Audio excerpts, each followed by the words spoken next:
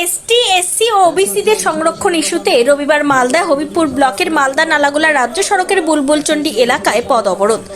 অভিযোগ, কোনো এক সভা থেকে বিজেপির তরফে অমিত শাহ বক্তব্য রাখেন, সেখানে এসটি, এসসি ও ওবিসিদের বাতিল করার কথা বলেন। এমনই অভিযোগ। তারই প্রতিবাদ জানিয়ে এসটি, এসসি ও ওবিসিদের সংরক্ষণ দাবি জানিয়ে মালদা নালাগোলা রাজ্য সড়ক অবরোধ করে সাময়িক বিক্ষোভ দেখালেন জনা কয়েক আদিবাসী যুবক। খবর পেয়ে ঘটনাস্থলে ছুটে আসে হবিবপুর থানার পুলিশ। পুলিশের সাথে কথাবার্তা পরে অবরোধকারীরা রাজ্য সড়ক থেকে পথ অবরোধ তুলে দেয়।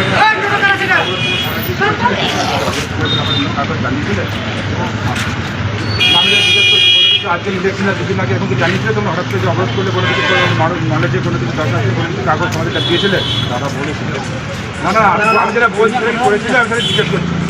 ইলেকশন পারপাসে এভাবে কিছু করা যায় না, ইলেকশন পারপাসে এগুলো করা যায় না। আমার এখানে সেন্ট্রাল বাহিনী আছে, আমি যদি যখন ডাকি সব আসবে কিন্তু করার জন্য। আমি ভদ্রভাবে বলছি, আপনারা বেরিয়ে যান, আপনারা এখানে উঠে যান।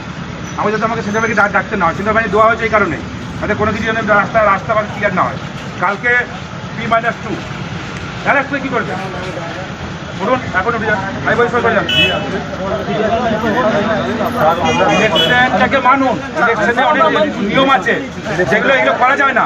ঠিক আছে, আমরা সাইড আমরা বুলবুলচন্ডীতে পথ অবরোধ করছি এই জন্য বর্তমান কেন্দ্র সরকারের মন্ত্রী স্বরাষ্ট্রমন্ত্রী অমিত শাহজি বলেছেন এক জনসভায় সম্প্রতি, তিনি বলেছেন আগামীতে তার সরকার যদি করে ভারতের সংরক্ষণটাকে তিনি তুলে দেবেন, তথা এসসি, এসটি, ওবিসি এবং ধর্মান্তরিত যারা আছেন তাদের জন্য কোনো সংরক্ষণ থাকবে না।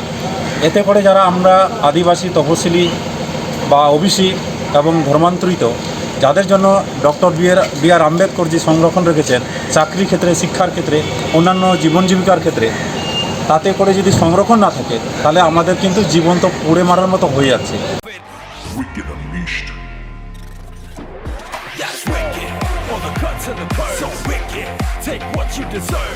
EBS Raider, unleash your wicked.